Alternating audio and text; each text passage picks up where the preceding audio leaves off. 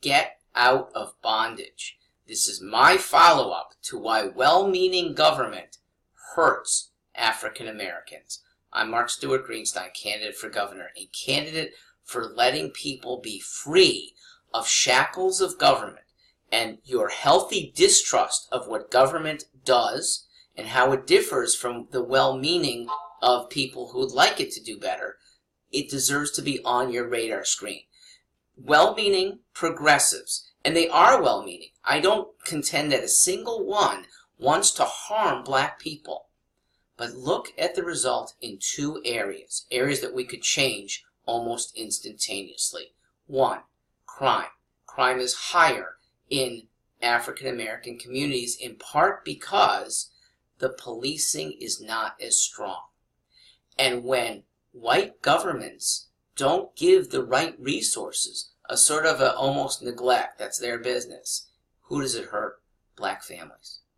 It's gotten worse in the era of political correctness, such that if we feel, ooh, that's not the right racial mix of police officers, and we end up hiring weaker officers or train them with less standards, you end up with not as tough law enforcement, and that means it's your children who don't have the same kind of good policing to keep crime out compared to an affluent suburban neighborhood. That is so unfair.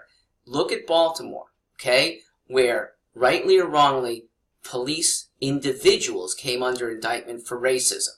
That doesn't mean the whole force is racist, but they put so many constraints. Nobody wants to police in some of the tougher areas of Baltimore right now, and the crime rate since the Freddie Gray incident in 2015 has markedly gone up in Baltimore. Ferguson, Missouri, very similar. They've been penalized by Loretta Lynch's Attorney General's office. They have come so under a microscope that no good officer, white or black, is really eager to be working for the Ferguson, Missouri police force. Let's turn to schools. In the name of feel-goodness, there are teachers instructed to teach falsities. That is a bad thing because it cripples the kid who gets out of school and wants to compete in the marketplace, okay? When you're a young black male looking for a job, senior year of high school, and you haven't been told any differently that the word asked is really asked, and that employers actually discriminate, not based on your race, but based on how somebody is going to come off to their customers and work with their colleagues. That's a proper discrimination, and who does it hurt? It hurts the kid who's been told, oh, any language you want, it feels good. Ebonics, supposedly a language that got endorsed by California urban schools, got the approval of the state of California to be an equally accepted way of speaking English. It's a falsity. It was never a language in the first place, and it shouldn't make people feel good. It should make, in the long run, people know that they have been marginalized. Let me continue on feel-good schooling.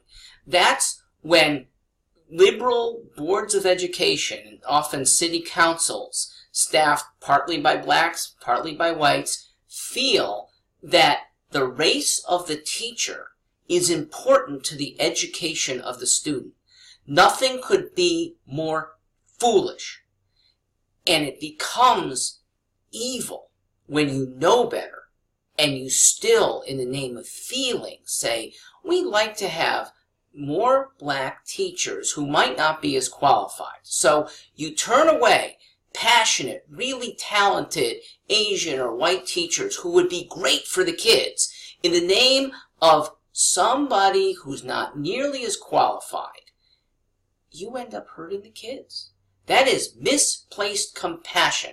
Please review what Tom Sowell and Walter Williams, these are now black American writers, they're both in their 70s. They went to school when almost no blacks taught in the public schools, but they got great educations from their white teachers who cared immensely for their welfare.